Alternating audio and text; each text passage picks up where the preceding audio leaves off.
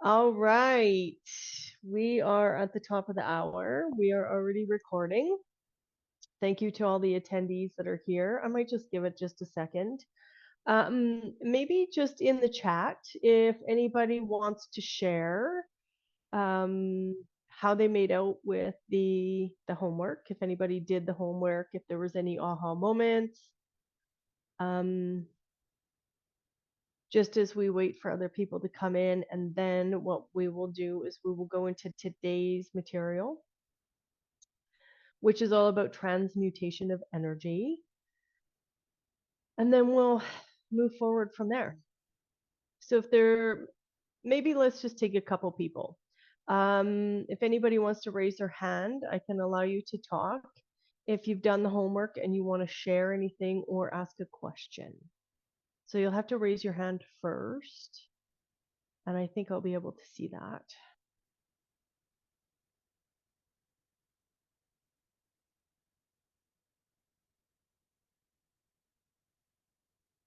Anybody do the homework? Will a link be sent out for those of us who registered but weren't able to attend yesterday? Yes. You will have a link. I believe it's going to happen tomorrow. You will be able to see the first day, and then Saturday you'll be able to see Thursday, and then Sunday you'll be able to see Friday. I understand, if I understand that correct.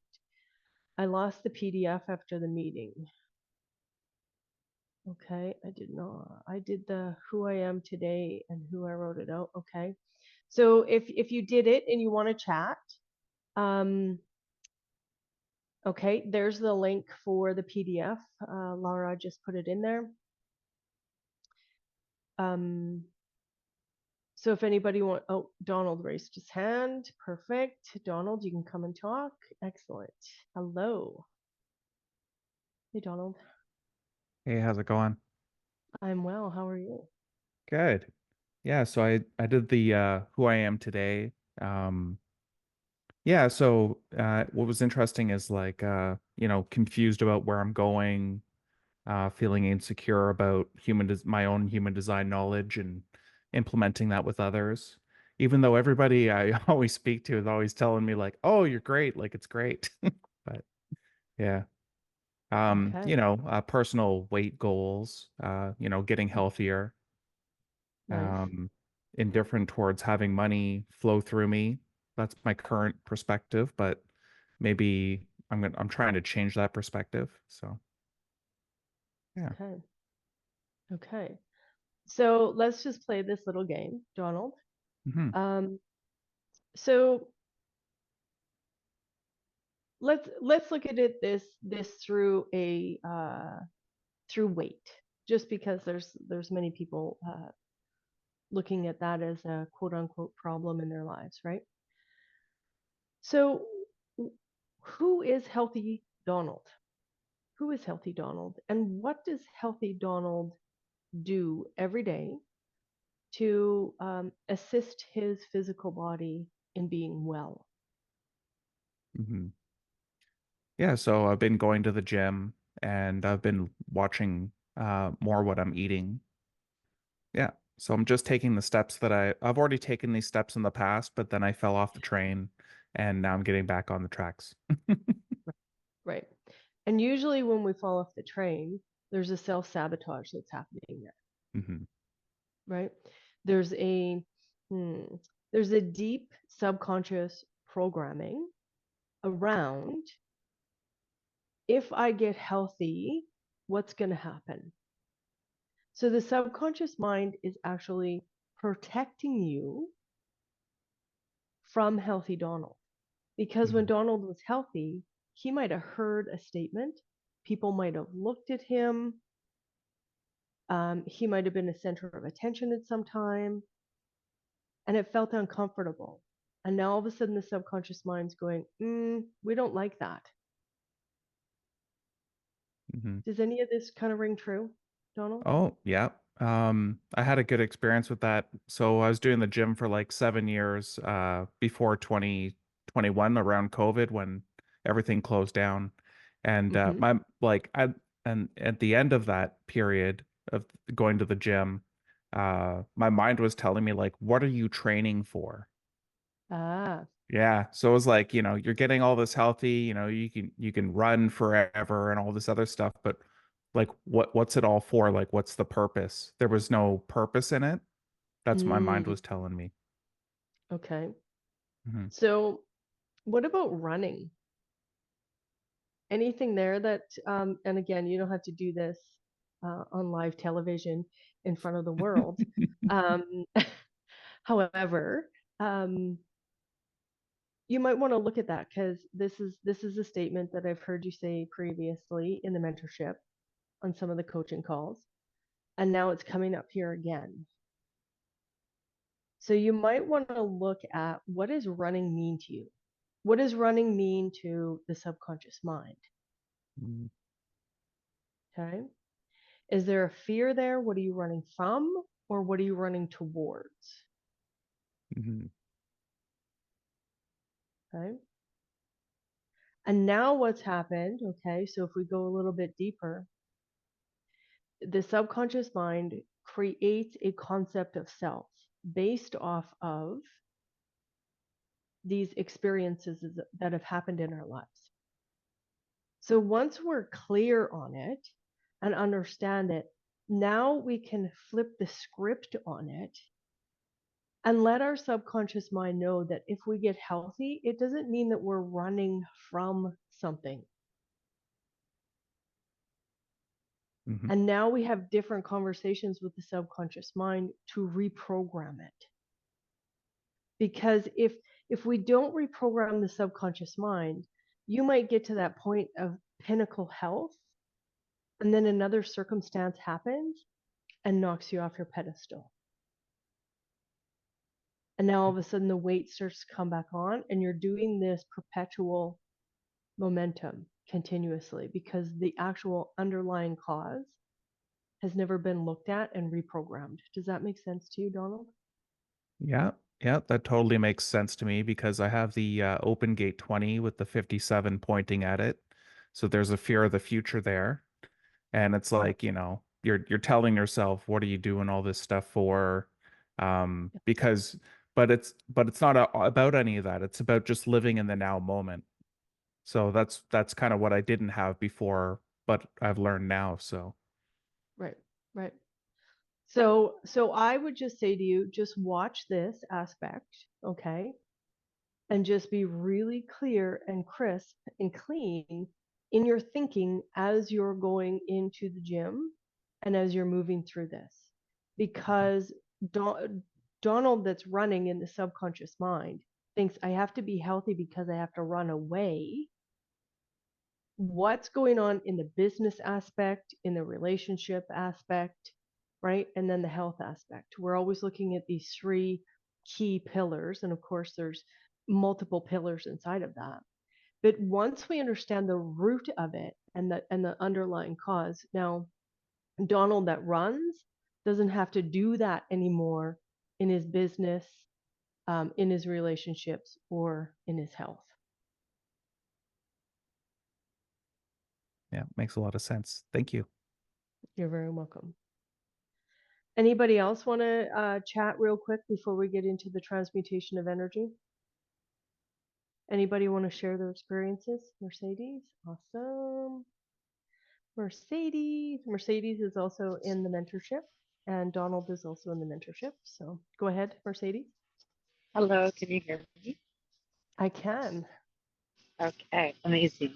So today, who I am today, or right now in this moment, or yesterday, a bartender at the keg who works 5 days a week. And what came up when I was writing all of this, and I was pretty aware, was that this narrative, I'm too busy, like I'm burnt out, I don't have enough time to shift into this coach who has ample amount of creative space to create programs. So that was where the resistance of changing into that frequency and that vibration was, I don't have enough time. And it's interesting that that came up. Okay. So then we want to look at like what's the assumption that if you do have a flourishing coaching business, what's the underlying assumption of the busyness? That I won't, the underlying assumption of the business, Oh, that I'll be you tired all the time. okay, you'll be tired. Okay. Sorry, you sound like you just fell into a pool of water. So try that again. Mercedes, are you still there? I am. Is it better? There, that's better. Okay, perfect. That that I will be tired all the time, that I won't have enough time. You know what? It's a fear of resistance to not being able to show up and actually provide the value because I've taken on too much. I won't be able to deliver if I'm too busy. Yep. Okay. So the self-sabotage here is if you're successful, there's going to be even more of a burden. Would you say that's correct? Precisely. Okay. So in your imagination, when you are imagining this, are you imagining that it's a bigger burden, or are you imagining that it's a lighter process? I haven't tried to imagine it as a lighter process. I feel like I've just tapped into the struggle and didn't shift from that perspective. Just fought with that for a bit. Okay. So, because being busy and having this sense that, oh, this business is going to be more of a burden. I'm going to have more responsibility on my shoulders. There's an underlying cause that is happening there. And that underlying cause is, multiple things. It could be, I don't want to be seen. And also, we've gone over a lot of this, is that there's actually a fear of success. Would anybody Absolutely. here? Yes. Yeah. Would you agree with that, Mercedes? Yeah, absolutely. The fear of success also then brings in like the what I won't be able to go backwards because now I'm successful. And then it's like the uncertainty comes in and then I get scared again. Right. Right. And there's a few, like, deep underlying causes there that I would love for you to explore. Like, what's the cause of the busyness? The cause of the busyness is because you have this fear of success. The fear of success is happening because when you were successful, this is just an assumption I'm going to make, that when you were successful, there might have been some judgments or some envy that was around you that caused you to pull back and play small because you didn't want to be the projectile for all this envy. Would is that correct, Mercedes? That's very correct. Like I remember a time, and this is gonna sound silly, but I was young, so it was, when you're young. I was saying like I was encouraging another classmate about her like basketball like shot, and she didn't get it in, and she got frustrated, which is fine. But I was trying to encourage her, and I remember she snapped back at me, being like, "Who do you think you are to like encourage me?" And then from that point, like I've like stepped back. Like that's what's coming up right now with regards to feeling successful and guiding people. Yep. So what if um, without your guidance, nobody can be recognized and seen as well as you, right? You won't be recognized and seen. So go to those scenarios and start to pull off these questions. like, what if you don't provoke those people to see a different perspective? What if you don't stand in the power of your guidance?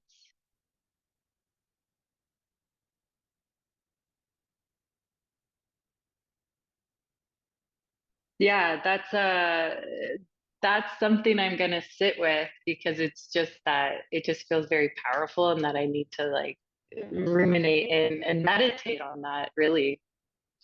So it just Right. feels like I'm robbing the world of Yeah. guidance and of like love and light and all that. It just, that feels like very surface at the moment, but that's what's coming up to say. Yeah. Mm-hmm. And then I would flip that and go, also have compassion with yourself, Mercedes, because at the time, like, you weren't real, like, you weren't aware of your quote unquote projectorhood, right? To a level that you're aware of it now, so that you can really tap into those moments where, and this goes for every projector that's here or going to be listening to this.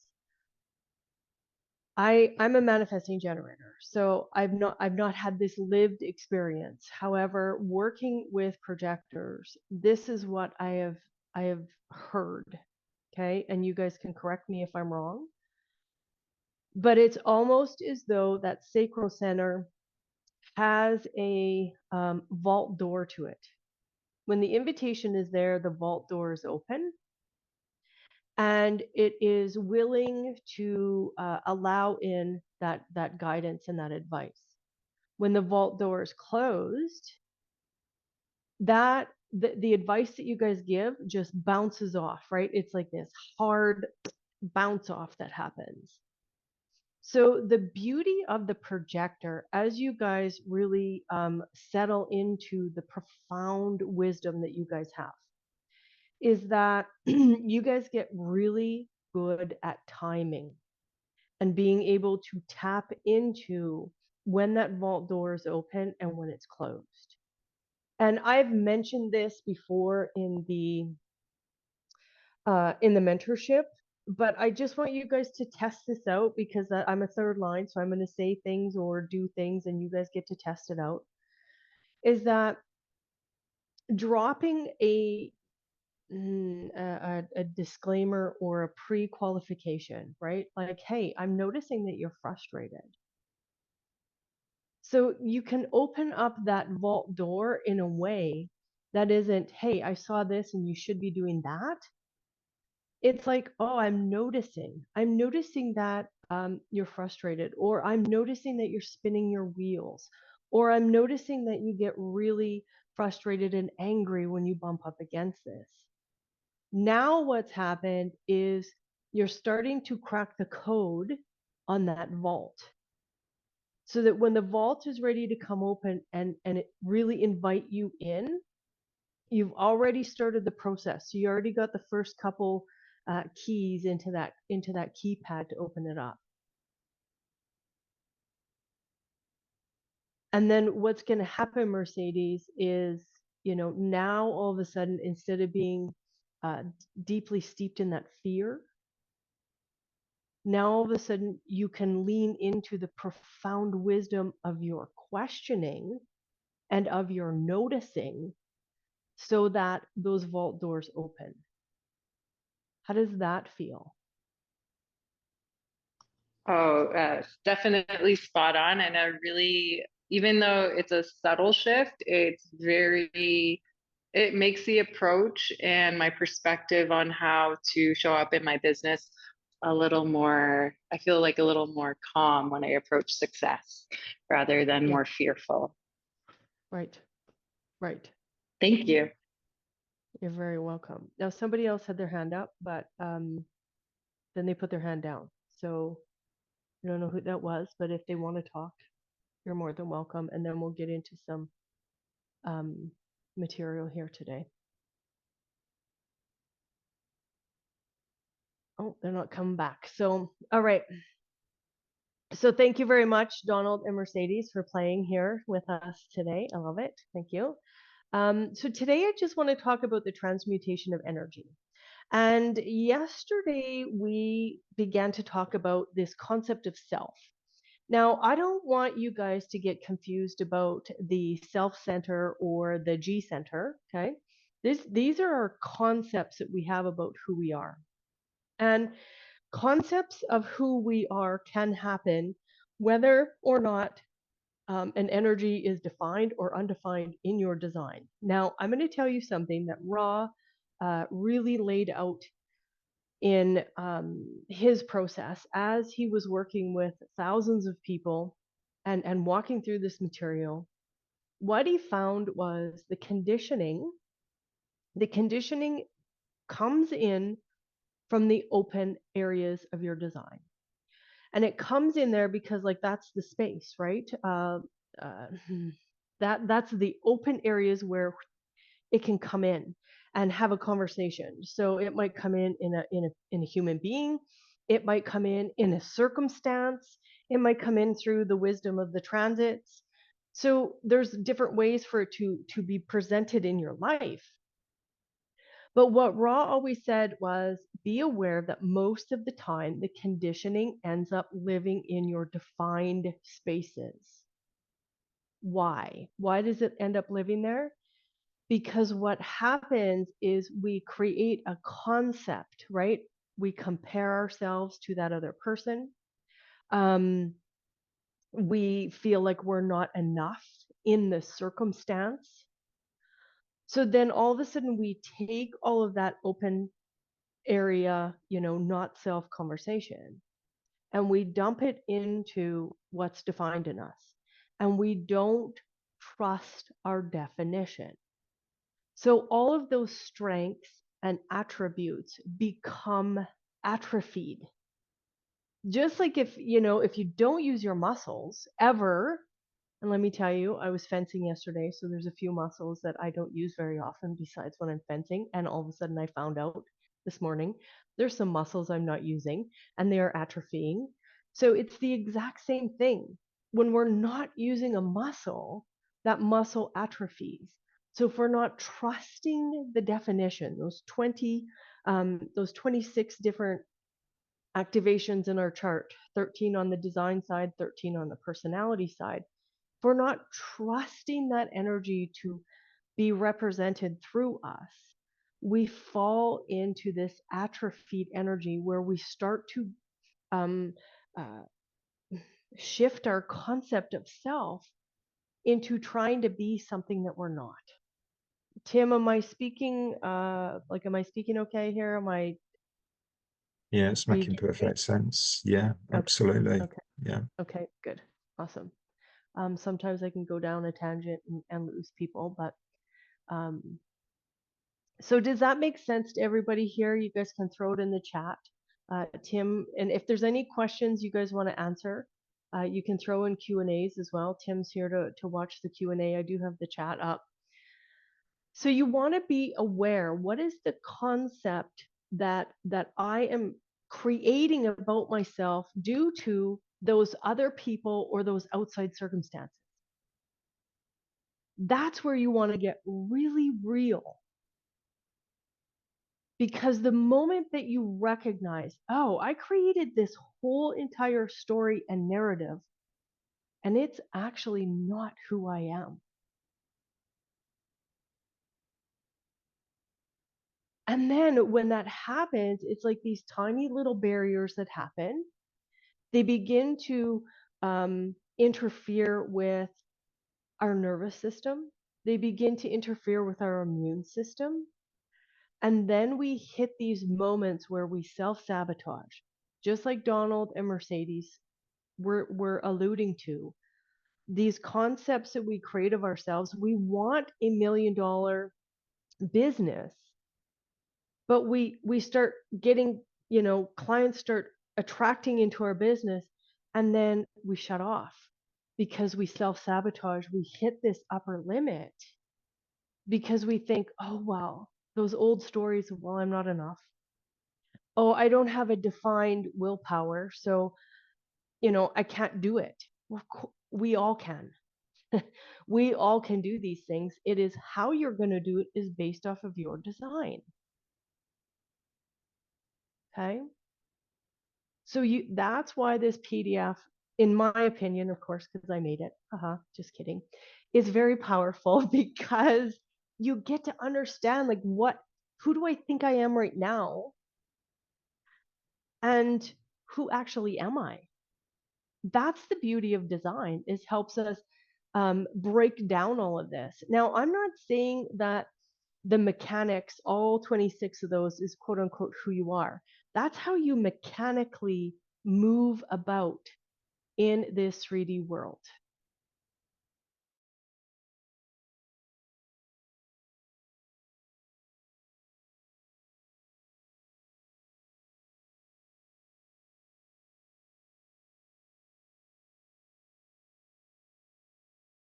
Of your design, okay? The animation feature of your composite human design, personality and design, okay?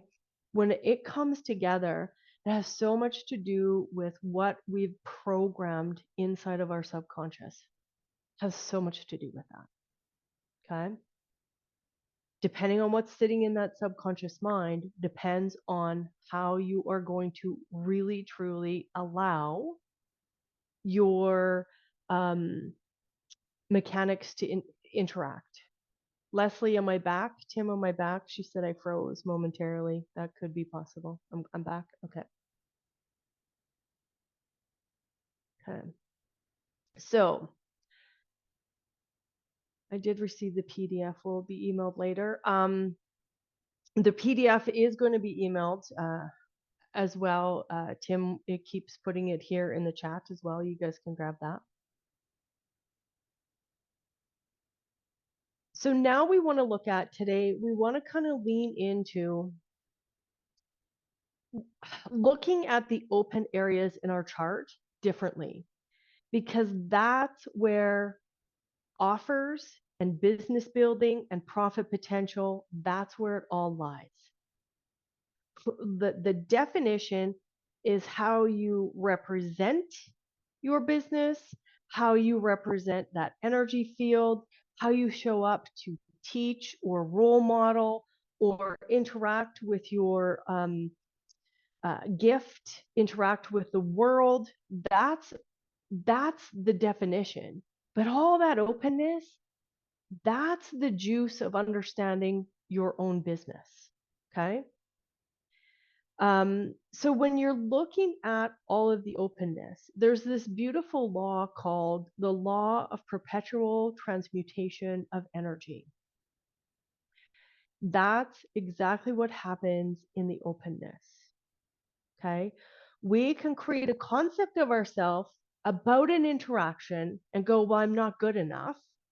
Or we can look at that interaction and go, wow, I so appreciate that that person showed me that there's a bigger way to look at things, or there's a different perspective to look at things. Okay.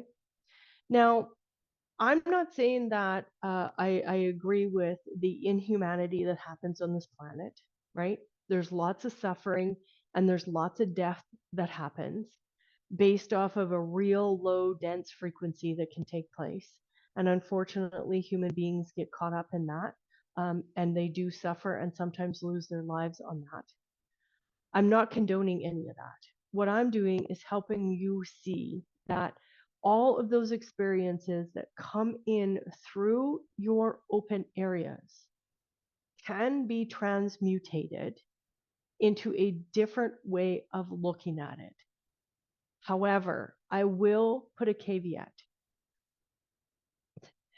I want you guys to make sure that you feel whatever emotion may come through that experience. So if it's anger, if it is resentment, if it is disappointment, frustration, any of those feelings, I want you to feel it. I want you to feel the trigger so that the nervous system, which is actually the solar plexus, which is a deeper awareness aspect, so that nervous system can actually bring that energy through you and just allow you to feel it. And here's what I'm going to tell you. Anytime you're triggered, your nervous system scientifically only needs 90 seconds to actually feel that entire trigger, go through it, to gain the wisdom of what it is. And in 90 seconds, we've already been trained as little people, okay? Suck it up, buttercup. Don't feel like that. Quit crying. Stuff down your emotions. People please. Do all these things. And we've put in these like almost like blockages in the nervous system.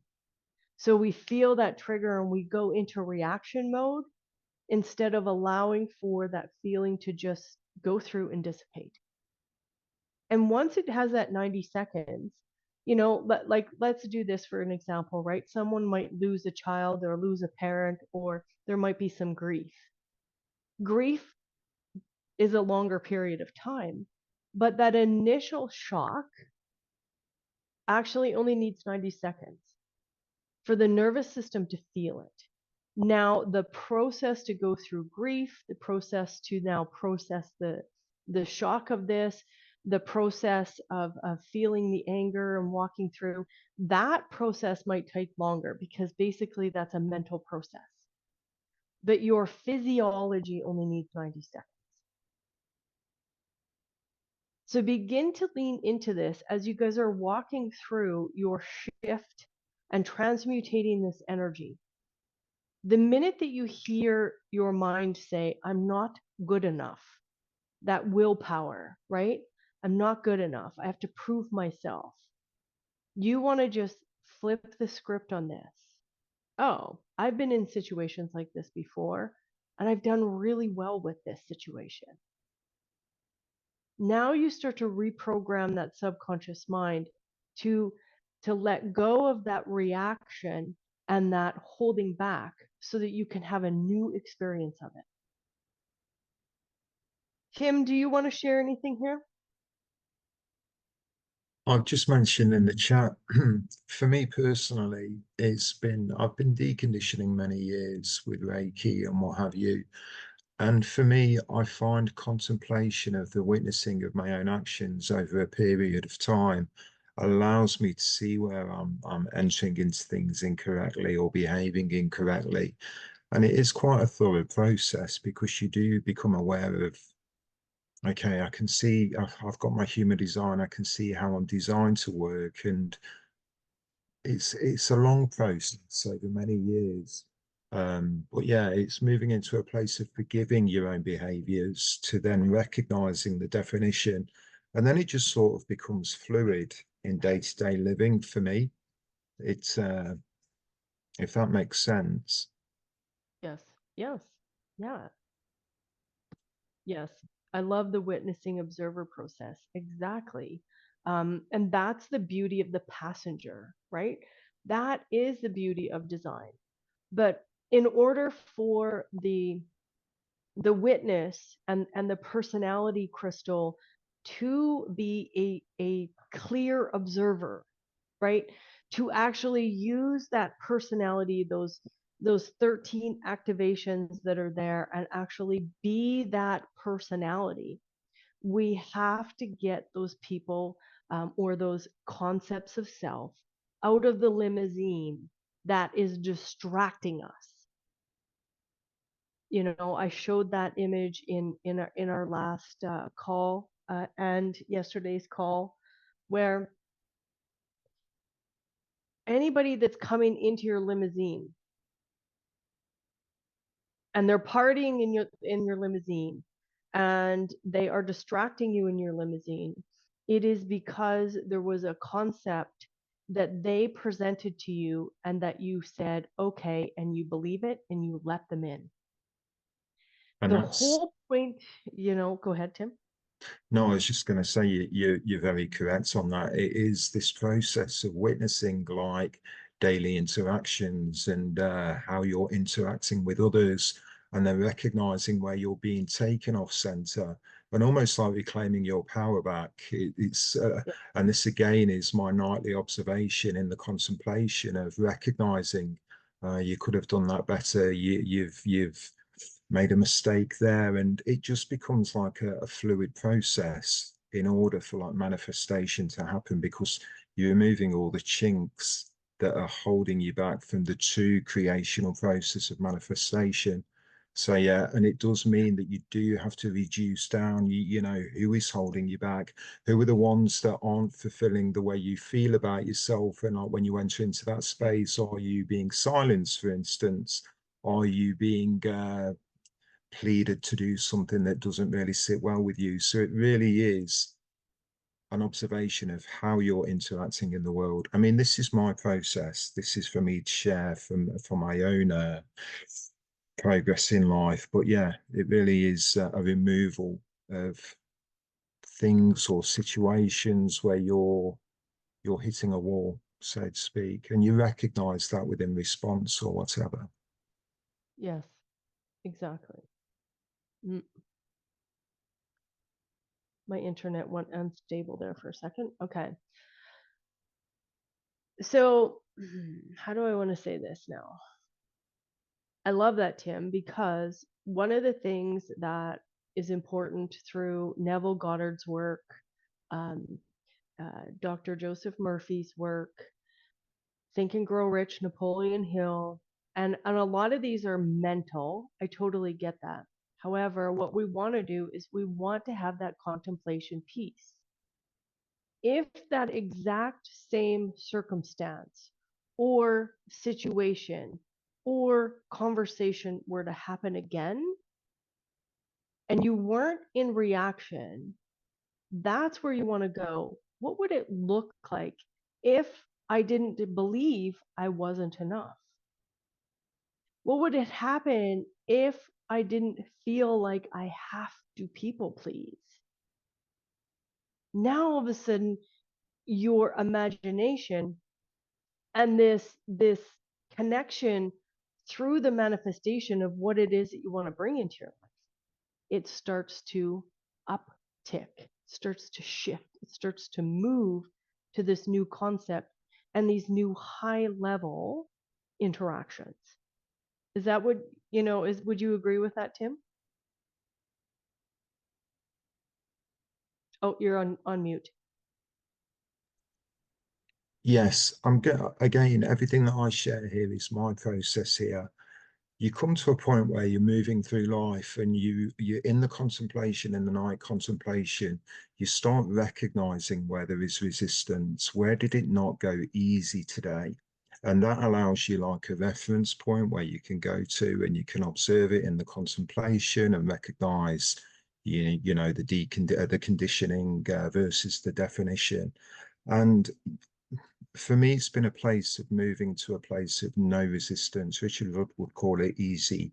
Easy is right. So you're moving through the world where you're not bumping into things. And when you do bump into something, you can then take that back and contemplate it and then witness the design and think, okay, where is that lying? Because it's all about moving effortlessly through life. You know, wherever there's resistance, that's where you want to go and contemplate. But that's for me. Yes. Yeah. Yeah. But it's for all of us.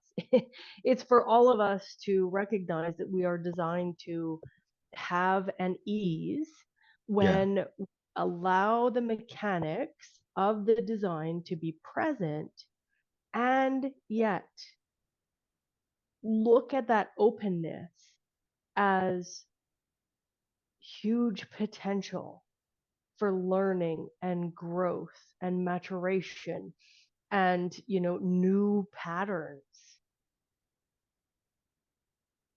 Anything else, Tim?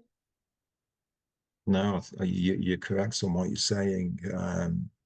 You really can glide through life, is what I'm saying. And then that's when the magic starts happening, when you've come to acceptance of who you are as a person, and you can recognize the definition in your design, and there's an effortless gliding. Yes. And Yep. again, once you bump into something, look at where that's coming from, contemplate that. And I think there's something to be said definitely for environment within human design is I find my contemplations are in the mountain environment, and it's looking out of a window, observing the world, and that process is automatically following through with me. So yeah, Yep, there's a lot to be exactly. said, but it's a wonderful process. Yeah, yeah. And you know how we can look at those false concepts of self or that conditioning. It's like throwing sand into your mechanism, right? That's the resistance. All of a sudden, everything starts to grind and break down. However, when you shift out of that and you don't allow for those misconceptions of self, now all of a sudden, and I'm going to be crude here for a second because you know I know Raw talked about this too. It's like throwing KY jelly, right? It's like greasing up that mechanism so that it's like this beautiful glide, right? Even with the channel struggle, okay, Miss Williams, even with the channel of struggle, what that channel of struggle, we all have this, right? We're all designed to kind of like move past things, but that moving past doesn't have to feel like sandpaper. It can still feel like this glide that happens. And in that channel of struggle, what it does is it helps you really identify and get really clear on what your values are, but also what is worth your individuated attention. Yeah. If it's not worth your individuated attention, you can just glide on by it. If it is worth your individuated attention, now all of a sudden it's like, oh, okay, I can be individual in this. There's a fight here, there's a struggle here for me to move into my purpose. But it doesn't have to be sandpaper on sandpaper. Having the channel of struggle means you are built in to see and go through it. You have the gift and ability of what is worth going through. Yeah, exactly. Yeah. So for every problem, okay, so for every quote unquote misconcept of self or problem that we are thinking that we have, the solution's built right in it. The solution's already built right in it. That's why we move into these moments where we, as Tim would say, bump in, because that's a third line process. I would say pretty much everybody in the world, whether you have a third line in your design or not, we are on this material plane, and there's the material plane has things bumping into it because it is material. When you bump into situations or feel a little bit of resistance, those are the moments where now you can really get clear. You go back to this. Okay, what am I thinking about myself? How am I making this situation make me think about who I am? Yeah. That is correct, because when you do meet resistance, it really gives you an opportunity to see who is at fault here. Is this me? Is this my conditioning process? Or is this the Right. other? Which then allows you to lean into the design of, well, what is my definition here? So Yes. anything that you're bumping into is a perfect opportunity to witness and then change behaviors and decondition Yeah. to that point of effortless gliding. Yeah. Yeah. It's And growth. it is growth. And I'll take you guys back to the analogy of a car or whatever it is, right? There's grease nipples on any moving part. There's a grease nipple. That grease starts to break down, right? And then all of a sudden, those parts start to feel resistance. And then you put your grease, you fill up that nozzle again, and you put the grease back in there. So it isn't that you're, always going to be greased up and lubed up and moving through life like, oh, it's all rainbows and sunshine and unicorn farts. That's not right. That's not correct. We're going to have those moments where our grease and our oil starts to break down, and then we re-grease, we re-oil, because that is that process of, I guess you could say, the onion. People talk about the onion, right? how you just keep pulling back the onion to that core aspect. So Donald and Mercedes that, were brave enough to come on here and chat about this, they're going to keep bumping into those aspects at different levels of their growth because they're designed to, right? So you guys want to go to the open areas in your chart and get very fluent, okay? Get very fluent on what are the circumstances, situations, people, and transits that I am designed to learn from. And now, what I love about this is the transmutation of energy. Now, instead of making that situation, person, or transit mean something about you, now you take the wisdom of that experience and you sell it to the next person that is stuck in the challenge, that can't see past the problem. And most of us here, my guess is that we all use human design, and most of us are coaches.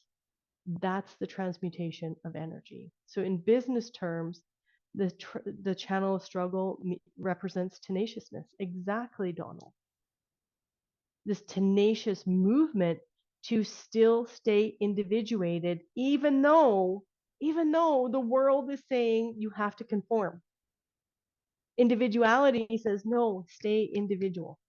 Stay in that individuated energy field. Okay. So the transmutation of energy is also, you can look at it as a reframing, okay, or a cognitive reappraisal. So in our last call, I talked a lot about cognition, okay, leaning into that tone and cognition of the design Sun Earth. Now, like Tim said, yes, environment is definitely very important, but that's going past, our 3 hours together for sure. That's definitely something that we go over in the mentorship 100%. But now we want to reframe. We want to have this cognitive reappraisal because we want to be able to go, okay, what was I making that mean about myself? But actually, what was the deeper learning in that? Okay. So is everybody following what I'm picking up here? Or what am I saying? Is everybody picking up what I'm laying down? Maybe that's what I wanted to say. Everybody feel like you're seeing this in a new light or a reconfirmation? Okay. So Gerard, you had offered up your chart. So maybe just for a couple of minutes, we'll pop up a chart.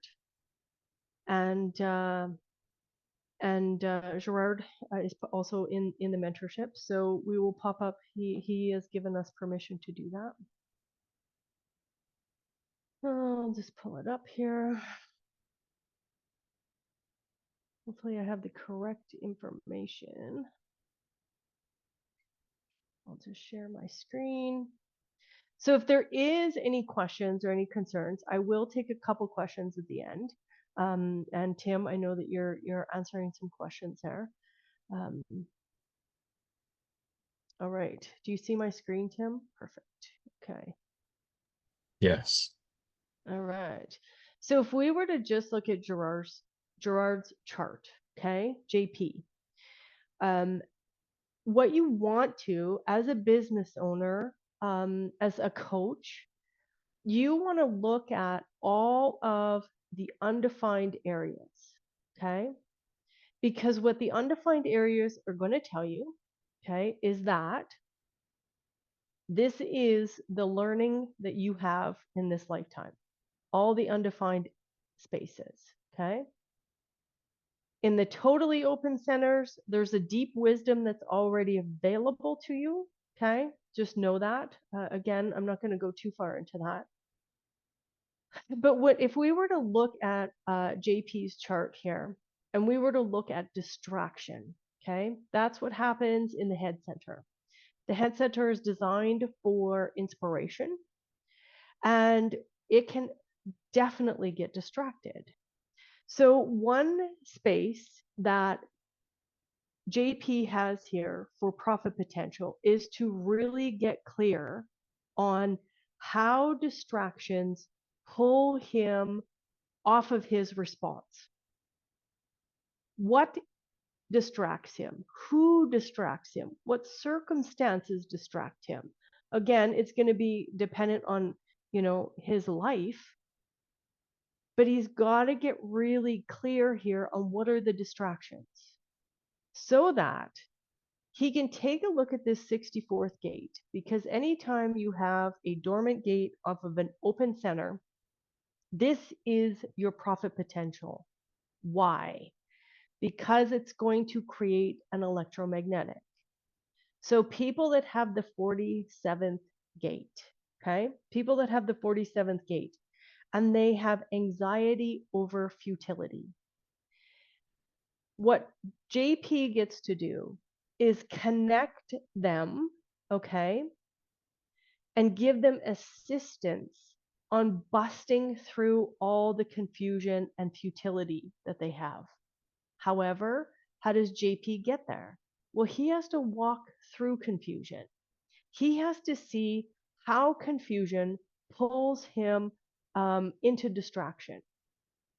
Now, what he can do to flip the script on that is to look at confusion as an inspiration.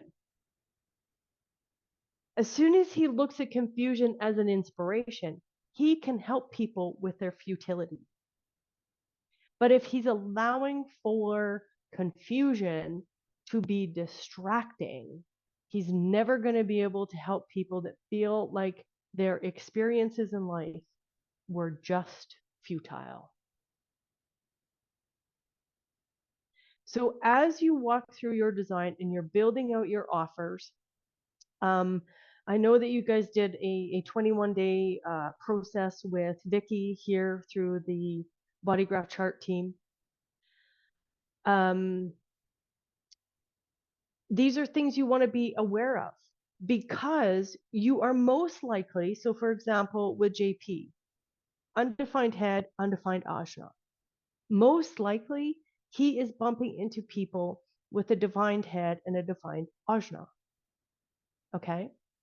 Now, they have a fixed way of thinking. However, guess what happens? All their conditioning is sitting in the head and the ajna. So it's also the futility is keeping people in uncertainty, even though someone with an ajna center that's defined is supposed to be certain. That futility is keeping them from certainty. So now his superpower is to help them bust through the confusion. Does this make sense to everybody?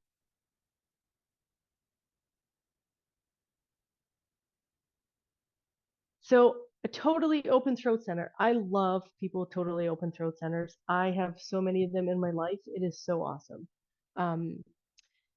What you would look at here, you're going to look at gate 33, you're going to look at gate 20, and you're going to look at gate 56, because you have that energy field. You know that people with gate 56s are going to be looking for that 11.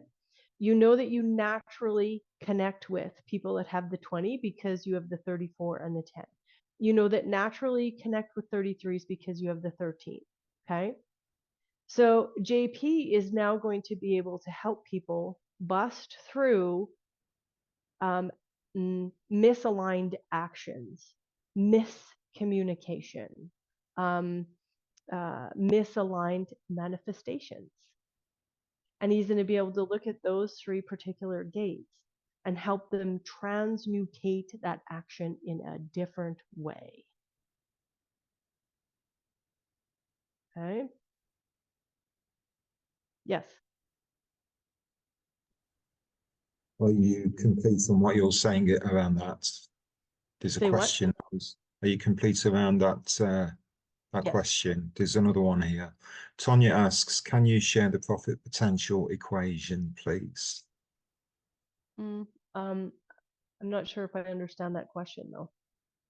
Like, what do you mean the equation? Maybe I need clarity on that. Tim, what do you think that question means? To be honest, because I'm answering questions, I may have missed at the point where that was brought in. But I'm going to reply and then I'll come back to you. Okay.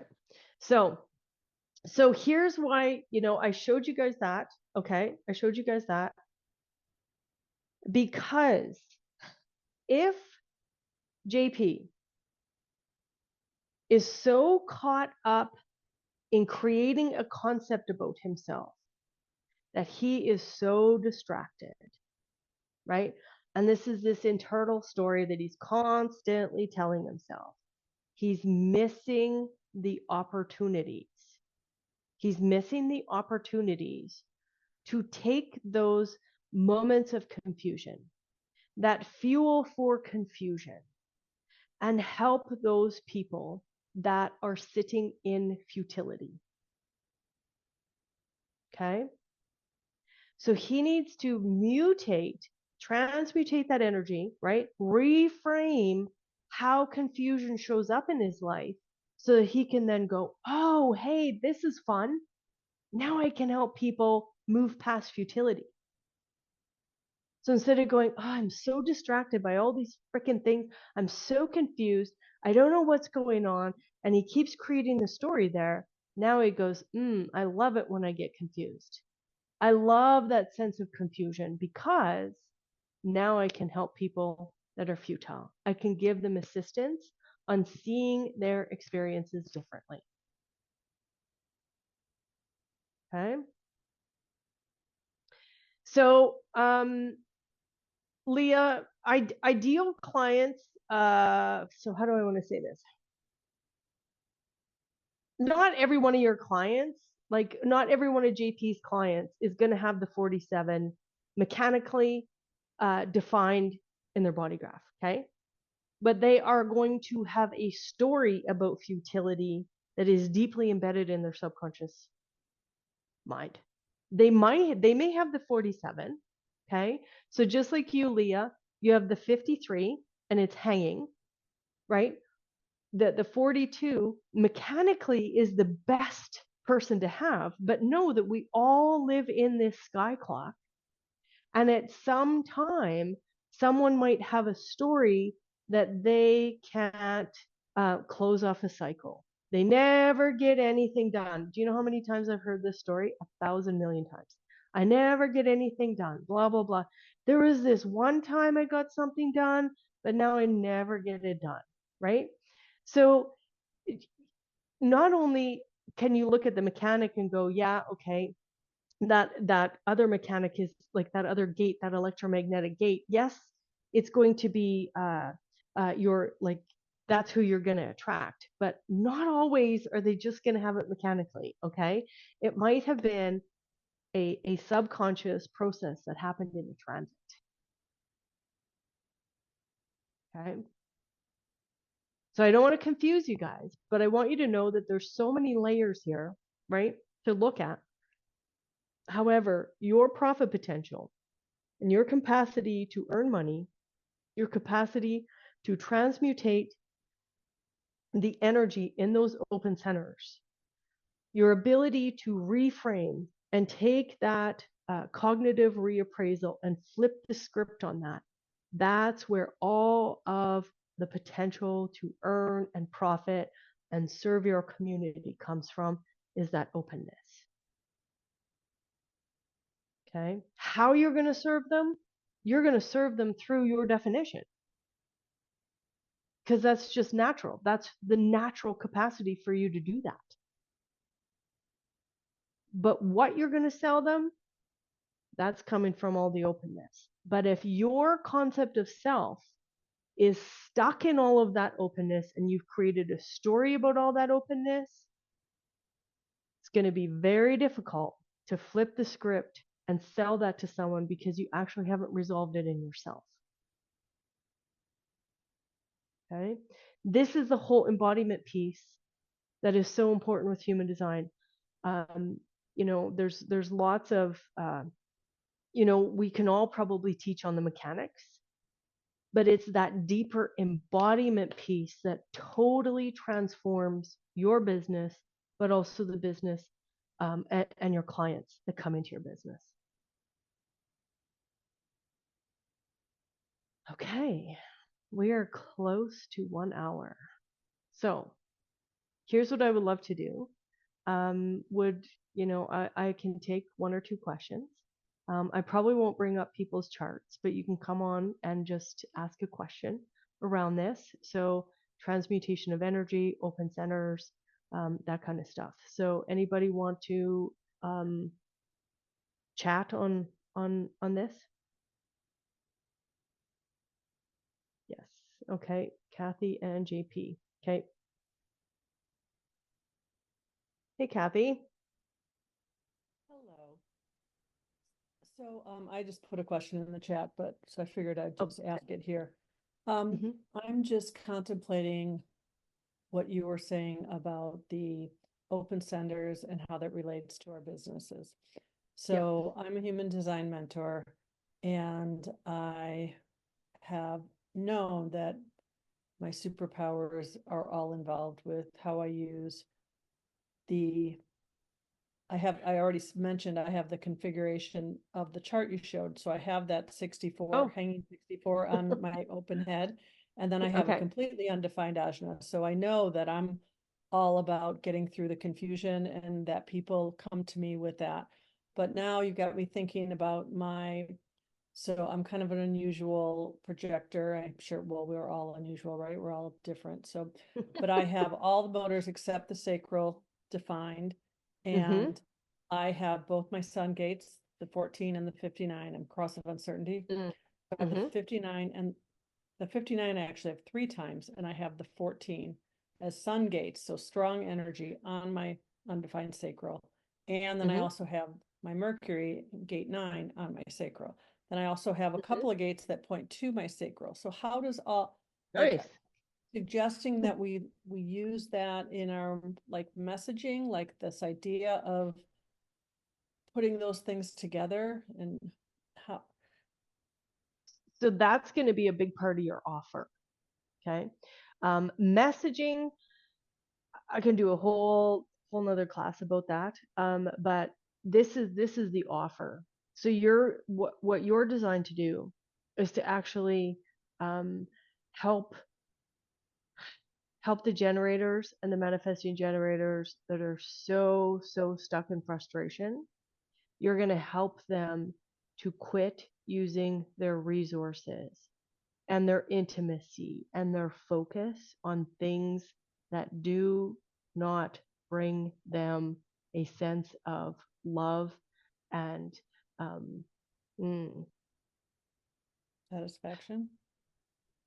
That just came and satisfaction. feels right. Yeah. Yeah. Right.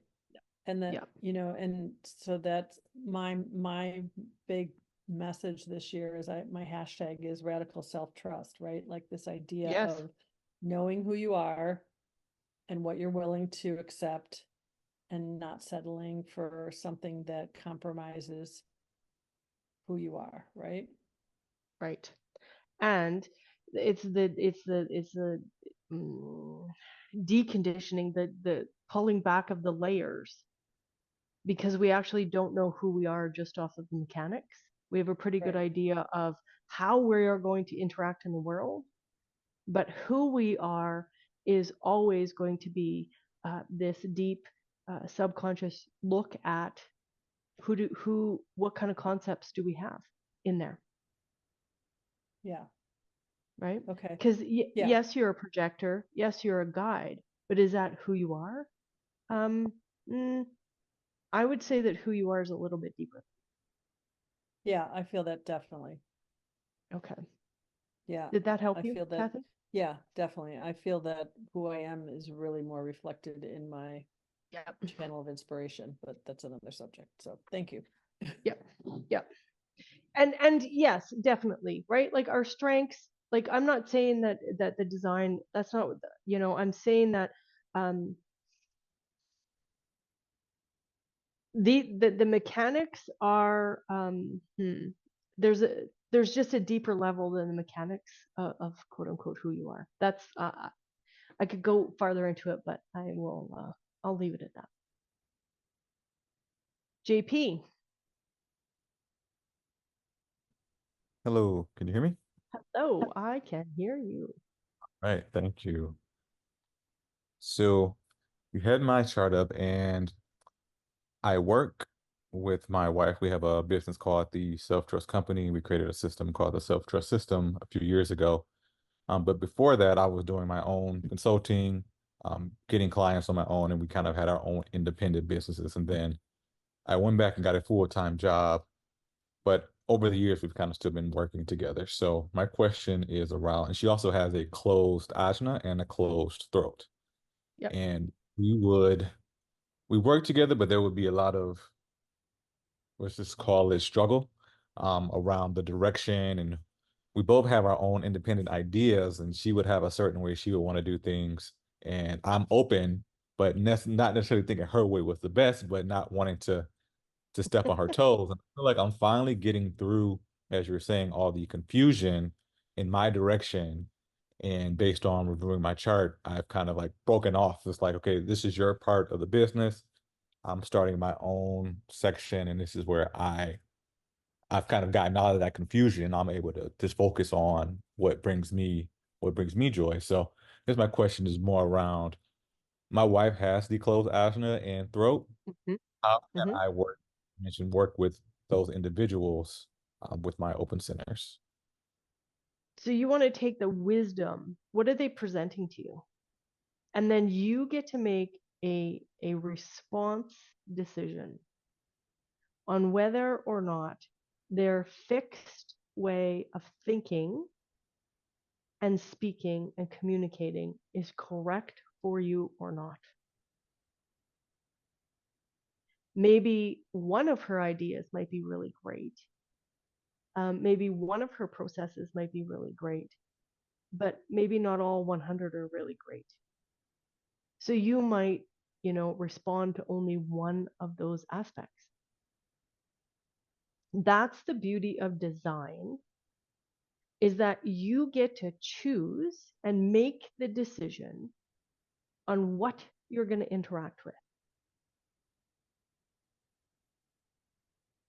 And without knowing her design or putting your two together, JP, I'm just giving you like a very overview kind of look at it. But the Mhm. beauty of it is when you walk up there and you're having this interaction and you know that you're in business together and you know her mechanics, now you get to make the decision, is this mechanic correct for me to interact with or not? Period. If Gotcha. it's not Yeah. correct, you get to move out of that and go, that's it isn't correct for me, right? So my husband and I, we also, it's very similar. We also operate a farm together. He's got a defined ajna, defined throat, and I have a totally open ajna center. I also have a defined throat, but like sometimes his concepts are like fucking off the wall. Excuse my language. But he's also a 4323. So I will say, yes, I can help you build that, or no, I don't want to be a part of that. Period. Yep. And that's where we're at now. It's literally what I Yep. told her. It's like, if we're on a project by project basis, Yes. you want to work with me on that? That's cool. If not, she's having a Perfect. harder time with that than I am, but we're moving with that.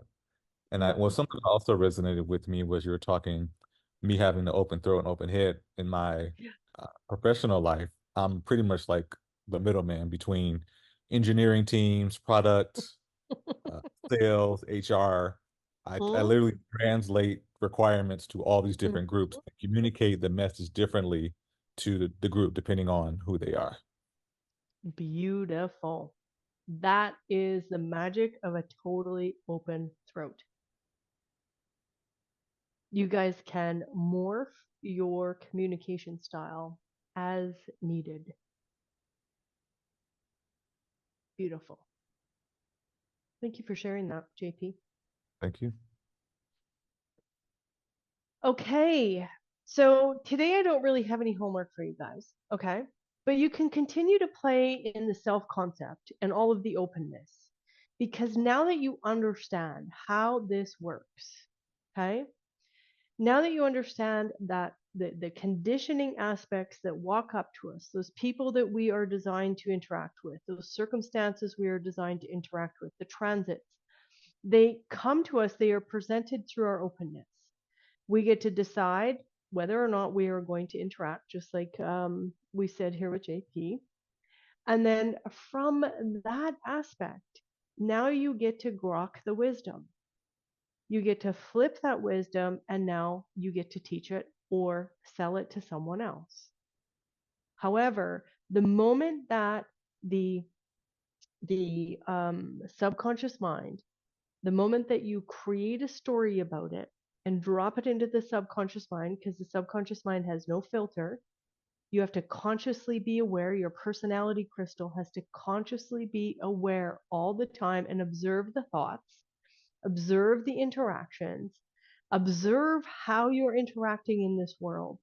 And then that that personality crystal is the filter that is going to remove or stop those concepts from dropping into your subconscious mind.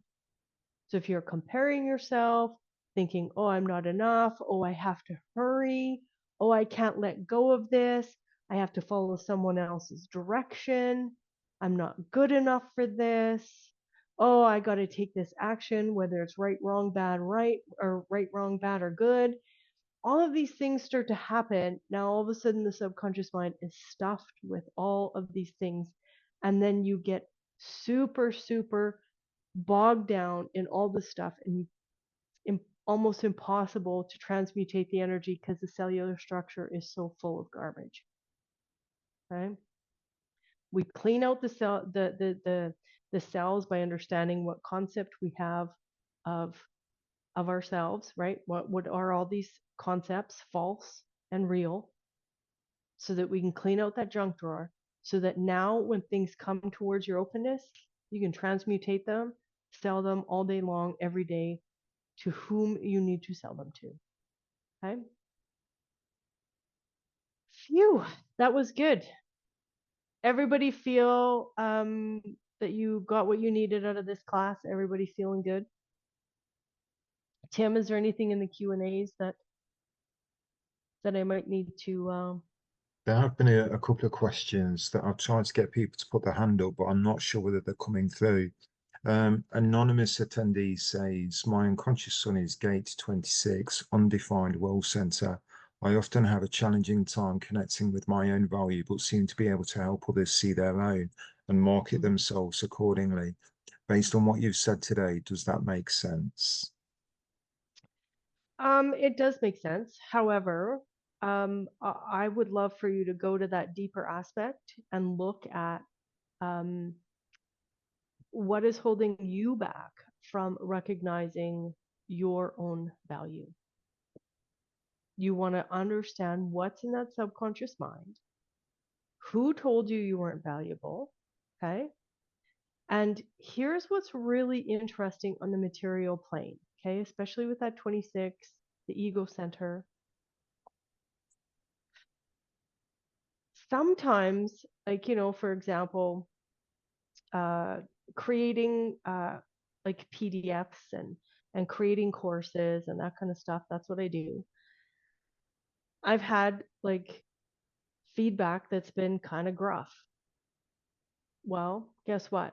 The feedback isn't about me. It's not about the value that I have in this world. It's about the PDF. So you got to remember that you always want to look at self-worth. You want to look at it and go, things outside of me do not define my self-worth. I'm not allowing that. Just because the PDF has a couple, errors in it and someone points out those errors, it doesn't mean that I'm a terrible person or I have no value. It just means that my PDF needs some work. Excellent. Okay. So Shelly and Nicole, okay, we're gonna go for 4 minutes. So I will take you on, and then we'll close this up at 2:15. Okay, that's my time, anyways. Sorry, Shelly. Okay, so my question is, in my chart, I have a completely open spleen center. There's no gates activated that are even reaching toward it. And Yep. so, according to what you've been sharing, I'm wondering what your viewpoint is on what that potentially looks like for making sales in my business. And I'm a 6/3 emotional manifester. I have gate 64 activated 4 times in my chart. Love it. Awesome. So you actually, through that, you have the wisdom to be able to quote unquote sell through all of the splenic gates. Okay. Okay. You will have the capacity to sell all of that because it just shows up in your world. And here's what I love about a totally open center with no activations. It is a clean mirror. It has no quote unquote subjectivity to it. It's actually very objective. So my guess, Shelley, my guess is, and I'm just going to make this guess, is that you're really, really good at showing people what they're holding on to. You're really good at showing them what's very unhealthy in their lives. And you're also really good at showing them what is healthy, what is what's a good pattern, what's a bad pattern. You have the capacity to do that because it has no subjective view on it. Is that correct, Shelley? Yes, and quite often people are uncomfortable around me because I am reflecting back to them, and they they end up thinking that I'm the one that has the problem when in fact I'm just sitting there. Right. Yep. Yep. And also, you just told me that you were a manifester as well. Is that correct? Yeah. Yeah. Yeah. Yep. Yep. So not only are you reflecting back clearly, very clearly, but the energy is kind of pushing up against them, right? That aura is kind of pushing up against them. Okay. And because that aura is pushing up against them, people get very suspicious. That's just natural, right? That is just natural for manifestors, okay? Is that there's this suspicion that comes along with this energy field that is like moving life and pushing life, Hmm. okay? So, like myself, I would celebrate the heck out of that, okay, Shelley? Because you're making a massive difference in people's lives, whether they can accept it today or not. That it's irregardless. You're making a massive difference. Okay. I would Thank you. I would celebrate it. Like put your hands up right now and celebrate that you get to do. Okay. Thank you so much. I appreciate that. Thank you, Shelley. Mhm. Okay, Nicole. Hello, Nicole. Hi, how are you? I am well. So I just wanted to thank you, first of all, for all of your information. It's so clear and easily digestible. My question is in relation to something you said yesterday about creating the reality, right, based on Yes. our self-concept. So I am in a situation where I feel like I've deconditioned myself into a hard place because trying to exist in the place that I've been accustomed to is really hard in a deconditioned state. So my question is really related to what is your advice for the meantime? Like before you actually create the new reality from the new beliefs, but you're still in your day-to-day, operating in this old space. What are your suggestions for that? My question would be, how much time do you spend in your imagination? In my imagination? Yep. Oh, um, quite a bit, but could be more intentional about, you know what I'm saying? What I'm doing. Yep. So Okay. quite literally be interacting in the 3D world Mm-hmm. as though it is the 3D world that's in your imagination. Okay.